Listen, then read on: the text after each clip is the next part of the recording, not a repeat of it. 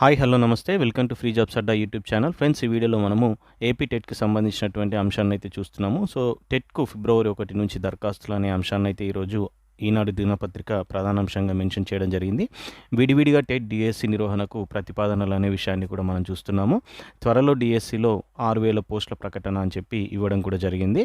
So ఇక్కడ మనం చూసినట్లయితే ముందుగా ఉపాధ్యాయ అర్హత పరీక్ష టెట్ డిఎస్సిని విడివిడిగా నిర్వహించాలని ప్రభుత్వం నిర్ణయించింది. టెట్కు ఫిబ్రవరి 1 నుంచి దరఖాస్తులు స్వీకరించనున్నారు. సో చూడండి, ఫిబ్రవరి 1 నుండి టెట్కి దరఖాస్తులు అయితే స్వీకరించనున్నారు. దరఖాస్తుల ఆధారంగా పరీక్షల షెడ్యూల్ని నిర్ణయించడం జరుగుతుంది. దరఖాస్తులు భారీగా వస్తే పరీక్షల నిర్వహణకే 15 రోజులు పట్టే అవకాశం ఉంది. టెట్తో పాటే 10 నుండి 15 రోజులు అటు ఇటుగా డిఎస్సికి కూడా దరఖాస్తుల స్వీకరణ, పరీక్షల నిర్వహణ చేపట్టాలని ప్రభుత్వం ప్రాథమికంగా అయితే నిర్ణయించినట్లు తెలుస్తుంది.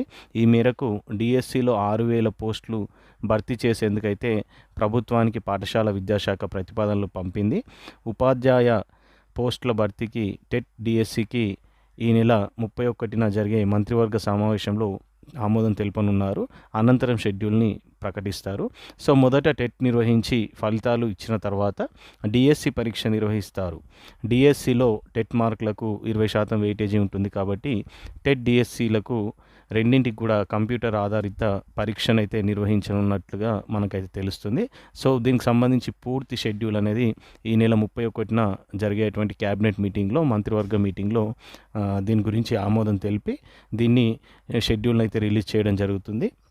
సో ఎక్కువ అప్లికేషన్స్ వచ్చినట్లయితే, టెట్కి సంబంధించి ఎక్కువ అప్లికేషన్స్ వచ్చినట్లయితే 10 నుండి 15 రోజులు ఆన్లైన్లో పరీక్ష అయితే నిర్వహించే అవకాశాలు ఉంటాయి. ఆ తర్వాత ఈ మధ్యలో, అంటే ఈ టెట్ నిర్వహించే మధ్యలో 10-15 రోజుల గ్యాప్లో మనకి డిఎస్సి నోటిఫికేషన్ కూడా రిలీజ్ చేయబోతా ఉన్నట్లు ఇందులో వీళ్ళైతే పేర్కొనడం జరిగింది. సో వీటన్నిటికి కూడా ఈ నెల 31న జరిగేటువంటి మంత్రివర్గ సమావేశంలో మనకైతే ఒక నిర్ణయం బయటకు వస్తుందని మనము ఎక్స్పెక్ట్ చేద్దాము.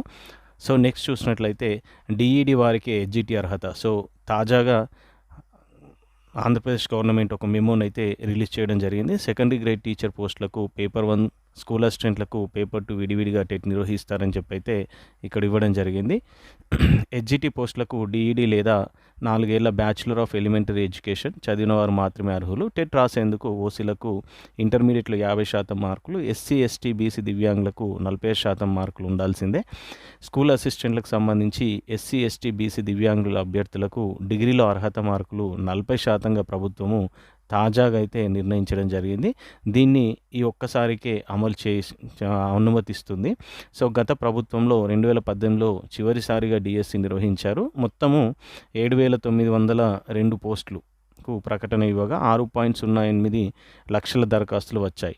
గతంలో ఎస్జిటి పోస్టులకు బీఈడి చేసిన వారికి అర్హత కల్పించినందున ఈ పోస్టులను డిఎస్సి టెట్ కలిపి 100 మార్కులకు నిర్వహించారు.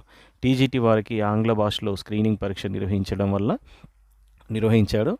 ఈసారి టెట్ డిఎస్సికి విడివిడిగా నిర్వహించాలని రాష్ట్ర ప్రభుత్వం అయితే భావిస్తున్నట్లు తెలుస్తుంది. సో టెట్ డిఎస్సి రెండింటికి దరఖాస్తుల స్వీకరణ పూర్తయ్యే నాటికి ఎన్నికల షెడ్యూల్ కూడా వచ్చే అవకాశం ఉంది.